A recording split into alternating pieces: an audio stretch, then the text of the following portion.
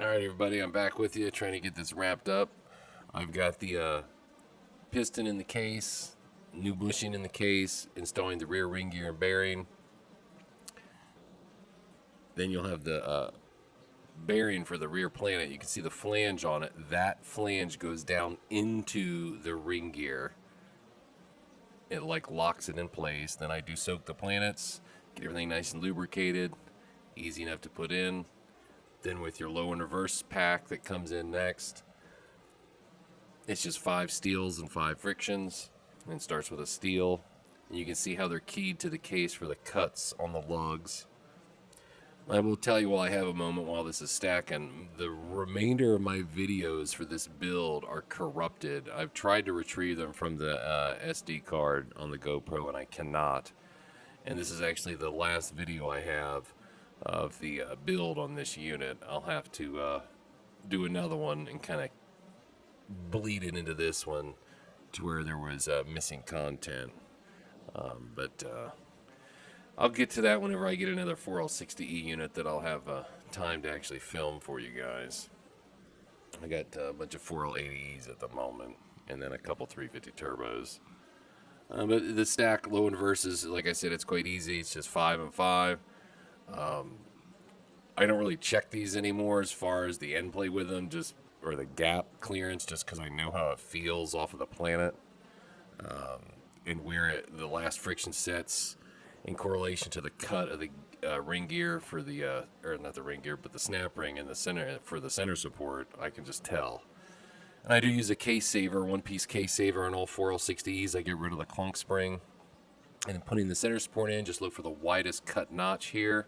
You can match it to the widest lug in the case, and it just slides down in. Did have a little bit of an issue with this one. As you can tell, the center support, if you look closely, did not line up with the case saver correctly. So I pulled the race out so I can grab a hold of it to move it, to get it to go down in for the case saver. You'll see where you can actually see the part of the case saver stick up through the center support here correctly after I get it seated down.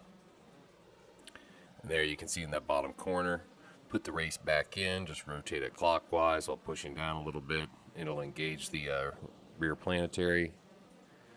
And then the snap ring will go into the case. You need to make sure that the snap ring does not interfere with the lug portion of the case saver, or if you're using the clunk spring, you do not want the snap ring touching the curved spring part of the clunk spring. That can cause a problem, can cause the snap ring to come out of the case, and yeah, that's not good. Just work it in until it's in the right alignment. You can use a screwdriver to rotate it down to get it in the right spot.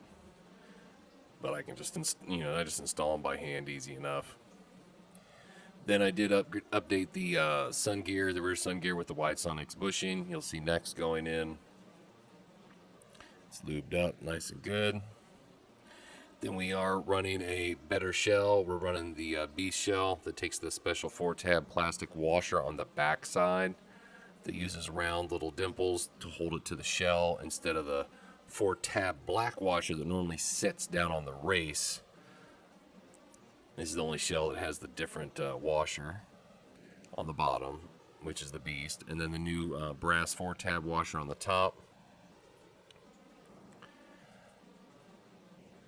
Just liberal amounts of gel. You don't want the first startup to hurt any of the bushings or washers. Then your bearing, your torsion bearing for the front planetary assembly. And again, I soak the planets.